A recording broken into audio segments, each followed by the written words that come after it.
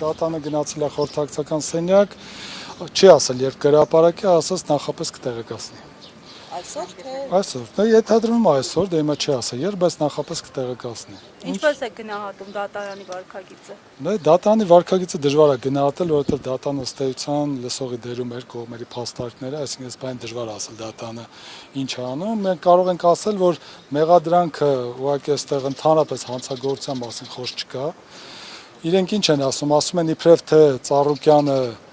որոշակի Իրանի Իսլամական Հանրապետության քաղաքացիների խարդախությամբ նրանցից հափշտակություն է արել եւ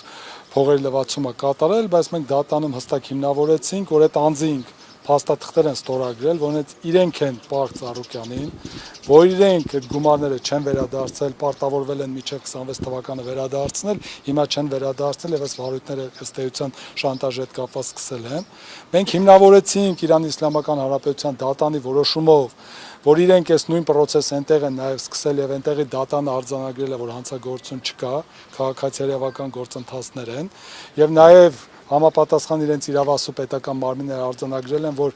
Իրանի Իսլամական Հանրապետության քաղաքացիների հայտարարածների հիմնական մասը չի համապատասխանել իրականությանը եւ ըստ էության սուտ են։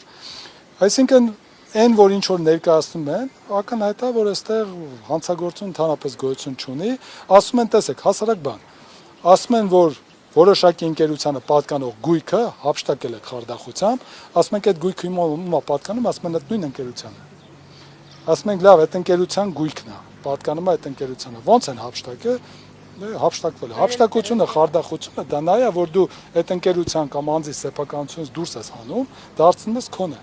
Բայց պատկանում է այդ ընկերությանը, որի 50% սեփականատերը Իրանի Իսլամական Հանրապետության քաղաքացին է։ Պարոն Սարգսյան, փաստացի բիզնես վեճ է, որին որոշել է նաև այսպես մեջ հնչեղություն տալ ազգային անվտանգության ծառայություն։ Դուք այդպիսի նախադեպ ունեցել եք, որ ԱԱԾ-ով կան եկեք մի հատ նկատառում ասեմ, հենց այս ֆոնի վրա, հետո գործընկերս կշարունակի։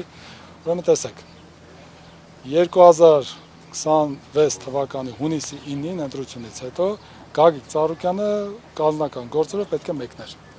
Այս նույն քրեական գործով միանգամից իրեն թույլ չեն տալիս որ մեկնի եւ մեղադրանք են ներկայացնում, բացակայելու արգել խափան միջոց։ Պարոն Խաչատյանը, պարոն Մինասյանը բողոք են ներկայացրել այդ որոշման դեմ, նշելով, որ քանի որ եղել է падգամավորի տեխնացու, ԿՀ-ի թույլտվություններ պետք է անձեռնմխելիությունը հաղթարելու, որից հետո միայն կլիներ մեղադրանքի օրինական։ Առանց դրա ապօրինի է։ Ուրեմն դատախազը բավարարել է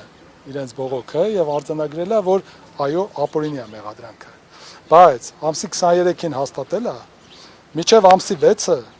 այդ որոշումը չեն ներկայացել ոչ քննիչին, ոչ մեզ։ Սահմանի այդ սահմանափակումը չեն վերացել բացակայելու արգելք, այսինքն մի հատ 23-ից պահել են ապօրինի սահմանափակումը, մինչև ամսի 6-ին ձերբակալ են։ Հիմա դրանից հետո մենք կարանք խոսենք, այսինքն դատախազությունը արձանագրել է, որ մեղադրանքը ապօրինի էր։ Սա նշանակում է, որ այդ պահին պետք էր սահմանը փակել, այդ մեղադրանքը ապօրինի ներկայացեցին, հետո կարճեցին, հետո էլ պետք էր սահմանափակումը ելքի պահել մինչև ամսի 6-ը ձերբակալել է, ամսի 6-ը պահեցին, այսինքն այս բոլոր ապօրինությունները վկայում է, որ այստեղ մենք գործ չունենք իրավական process-ների հետ։ Իրենք անում են այն, ինչը որ հրապարակային հայտարարվել է, որ պետք է արվի ու շարունակական անում են։ Ներկայացնում ենք ապացույցները, կոնկրետ Իրանի Իսլամական Հանրապետության քաղաքացին մյուս դրվագով ասում է, որ Ծառուկյանը ինձ չի խաբել, մեկ այլ անձ է ինձ խաբել, ընդ որում Ծառուկյանը ասում է, որ այդ անձը խաբելու է մեզ, ասում է ես ասացի չէ, ոչինչ թող աշխատենք։ Հիմա իրանք ասում են չէ,